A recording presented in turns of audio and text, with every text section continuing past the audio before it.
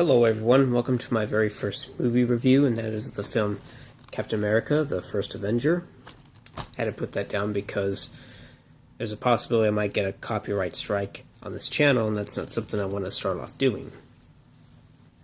Anywho, I really do apologize for not getting this review up any sooner because just lacking in motivation, and sometimes I'm late, sometimes I'm lazy. I mean, who isn't? And the lacking in motivation part has something to do with the fact that I only have 2 subscribers on my channel. But you know what? I shouldn't let that get me down. I should muster up the courage to try to, continue doing this channel and doing movie reviews and random vlogs and all that good stuff. So I shouldn't let that get me down. And I don't intend on letting that happen. And as you can see, I don't have my hat on, but I might be going somewhere later tonight, and the hat that I wear might mess up my hairline. If I'm not going anywhere, I'll definitely wear the hat, but just so you know. Anywho, back on the subject, Captain America is a film that came out in 2011, July 22nd of that year. Did reasonable business and was a solid hit. Made over 176 million in the U.S. Don't know about overseas. I'm sure it did well enough on against its $140 million budget, from what I read. And this wasn't the first time that Captain America had a live-action film. There was one back in the early 90s that was supposedly coming out the summer of 1990 specifically, but next year, however, it went straight to video. This happened similar with another Marvel film, The Punisher, with Dolph Lundgren, which I can't believe I haven't even fully watched it, but someday I'll get to that film down the road. But yeah, Marvel didn't start off too well, actually. At least those properties didn't start off well. But eventually they got reboots, like The Punisher got 2 reboots. One in 2004, which was a modest hit, and that had Thomas Jane. And one in 2008 called Punisher Warzone, which flopped. And now we have this film, 2011, almost 20 years after the live-action film for Canon flopped, or didn't make it to the big screen, but anywho. But anyways, when I first saw the trailer for this film, I was really not that impressed with it. It just didn't grab me like it should have. I guess it was just either the way the trailer was edited, or the type of music they used, or just the whole pacing, just the way it was cut, pretty much, I guess, just didn't grab me as it should have.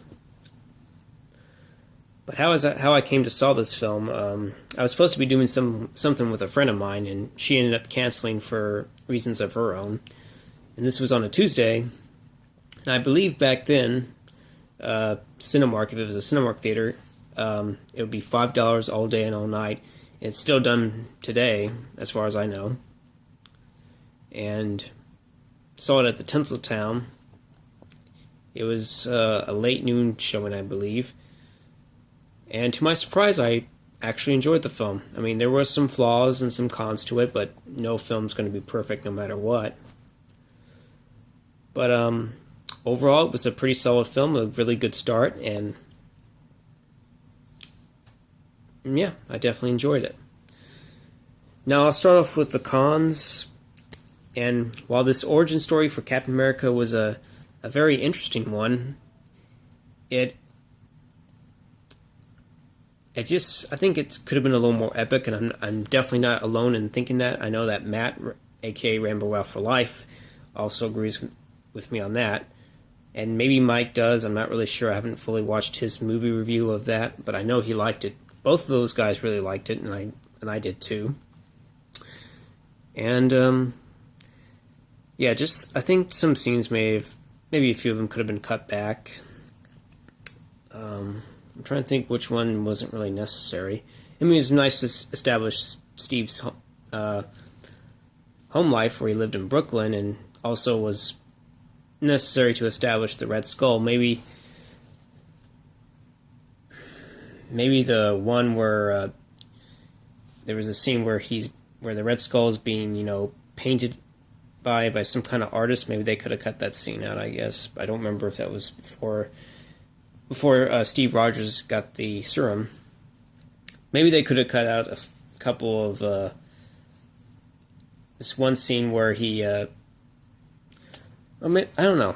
Maybe just, I don't remember fully, but I do know this. I guess the scenes after Steve got the serum, maybe they could have been cut down. But I guess it was important to really show why it was necessary to establish, his role as Captain America before he got into action. But that's just me. But I guess another flaw of it was after Steve gets the serum and is in the lab that he got the serum in has been blown up by one of the Hydra agents. Hydra's just so you know, Hydra is associated with the Red Skull. He's trying to, establish this new kind of new world order, and that's what they're being referred to. It's during the film takes place in the 1940s. Pretty much almost all this film does, and yeah, pretty much that's what it is. But anyway, Steve chases down this Hydra agent, and I can tell in some scenes that it looked really green screen, and like I said, the CGI was a little wobbly. It was obviously green screen, so that was one thing.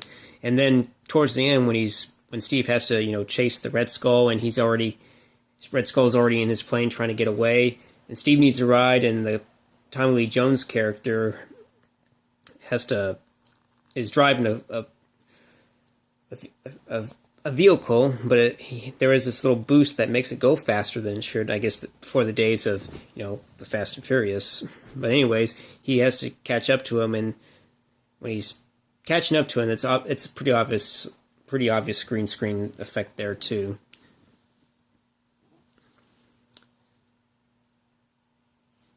What else was the flaws I'm trying to think of?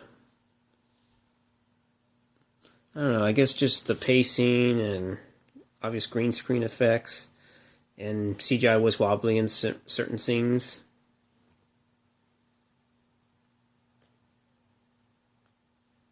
And I guess that's one of the flaws I can think of.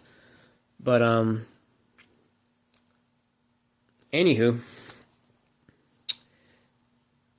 just overall, I guess the whole story could have been, the whole Captain America arc could have been a little more epic. Oh yeah, I remember now. I remember what the other flaw was. I guess the fact that it takes a while for Captain America to get into action, that's definitely one of the flaws. He doesn't really get into it till almost an hour into the film when he decides to rescue his comrades and try to find his friend as well too. And you see him use this little prototype shield, and he'll eventually get his signature shield later on. But yeah. But it takes a little bit of a while for him to get going, and I guess that's one of the flaws. But anywho, I think that's pretty much it, because I'll get into the pros, and there's definitely plenty of that. And I'll start off saying that the cast does a very commendable job, especially Chris Evans, who I was really skeptical of, because before then, he has done these comic book films before. He did the first two Fantastic Four films, sorry. He did those both. He played a real laid-back, kind of fun kind of character in Johnny Storm. He did fine in that supporting role, but now he's just transitioning into a more serious and leading role, and I don't know how he was going to be able to pull it off, but he really surprised me, and he did a very, very solid job, and he would really nab that role and own that role in the next two sequels and in the Avengers films, of course. And what I like about Captain America, he's this no-quit kind of guy, and you can tell early on when he was trying to, get in the army, and he was failing pretty much every test, and he was even trying to change his his address, just trying to get in and trying to really prove himself that he can be helpful and useful. He has that real no quit in him, and he's just really motivated to prove himself, and he's willing to fight for it.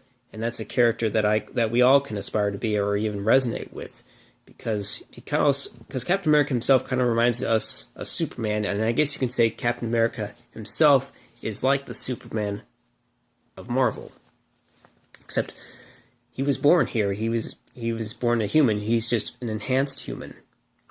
He doesn't really have any special powers, just really super enhanced strength and ability to, recover quickly. And don't get me wrong, I like Superman, but I definitely have really grown fond of Captain America, especially seeing this on the big screen, because he's a guy that you want to, stand with, go into battle with and fight with, because he's willing to fight for America. He fights for truth, justice, and the American way, so to speak, kind of like how Superman, the old school Superman with Christopher Reeve, and I guess you can say it's true in the Superman comics, but we can relate to Steve more because he was born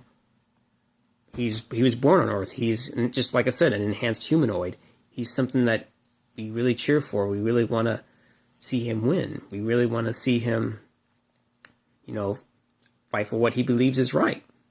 And we all aspire to do that in some sense. And, so he does a very good job. Chris Evans, he's really proved that he can handle a role like that. And props to him. And next up we have Tommy Lee Jones playing the Colonel, who is just really skeptical, and he has some funny scenes, like whenever he tries to test these men, because he doesn't really believe Rogers can really handle or become this super soldier.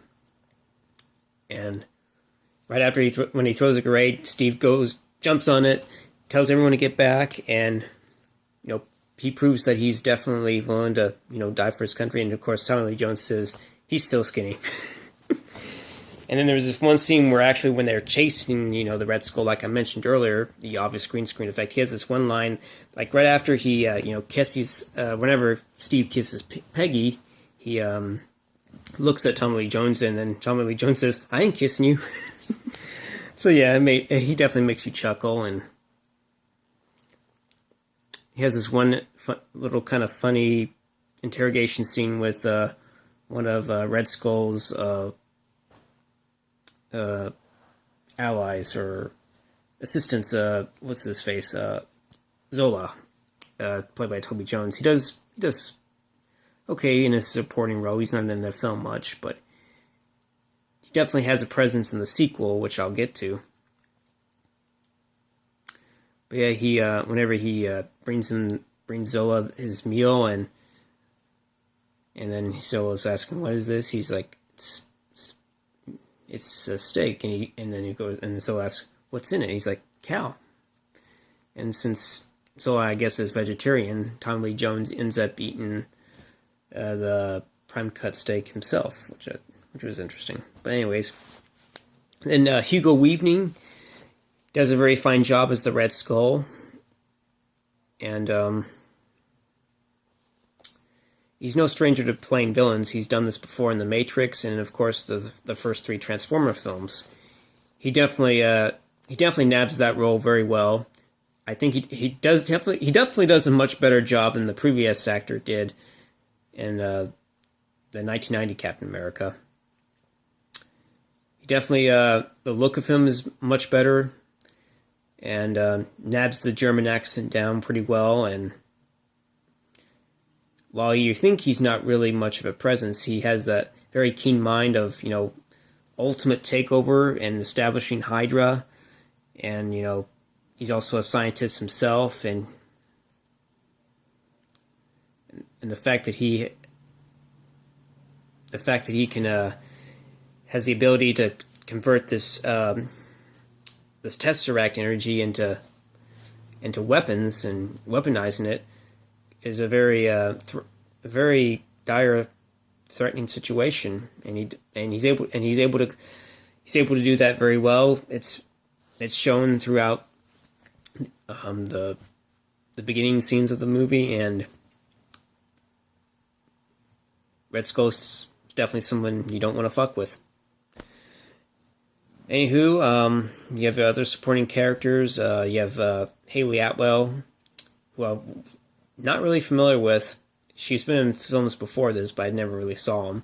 But she does fine in the role of Peggy, this tough, hard-nosed woman who's in the military, and this was to establish a strong female character, especially in this time of era where it was very rare that probably women were in the army, and 10, 15 years ago, they're just, now getting the respect that they should, and I like the fact that, she's not, a damsel in distress. She definitely has a tough side to her, but she definitely has a soft side and comes to really like Steve Rogers' character,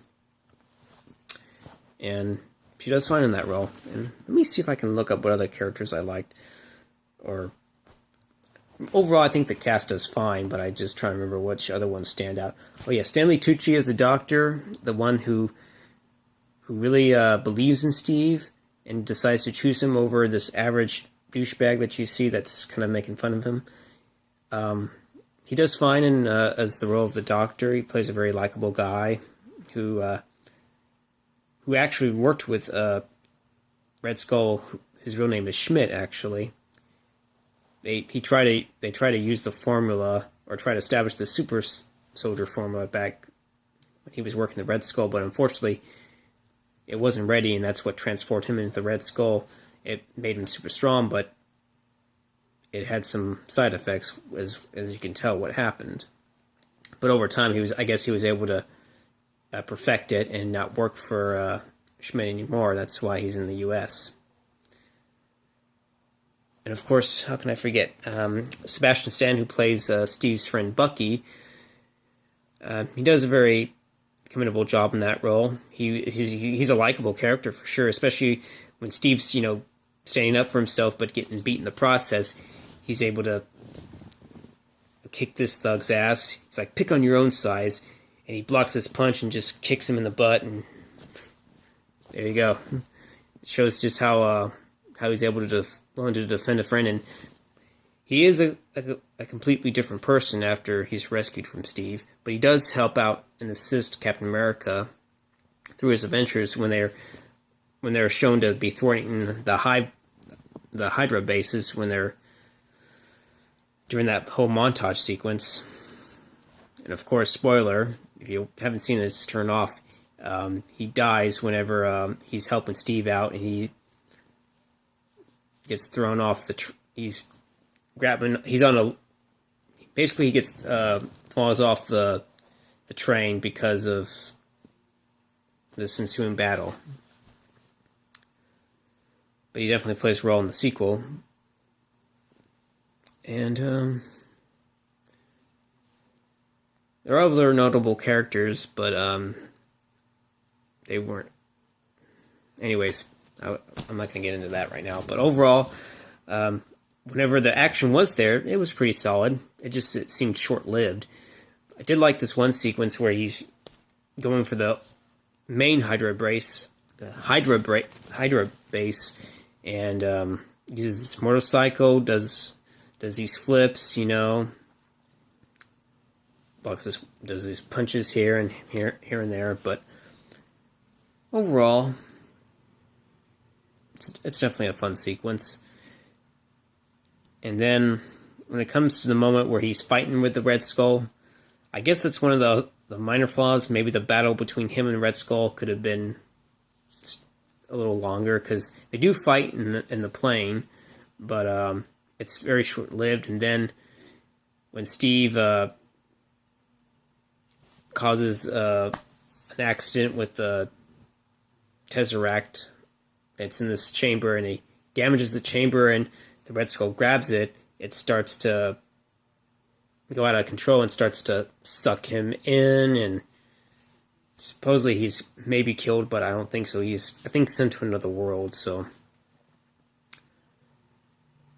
And then he has to make a sacrifice because the plane's carrying these bombs, and there's no telling if it's on autopilot, and he's not familiar with flying, so he has no choice. He decides he has to crash the plane, and it's a kind of a heartbreaking scene to see him and Peggy, because they have really grown fond of each other. I guess you can say they became a couple.